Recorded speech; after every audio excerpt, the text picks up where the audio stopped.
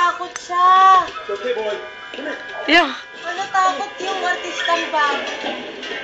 Kita yung ano niya. Ara.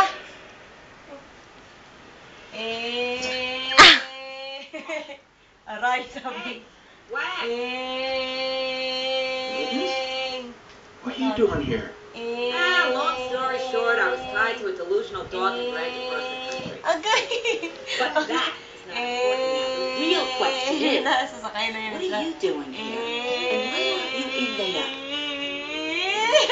You were right about that. Kita.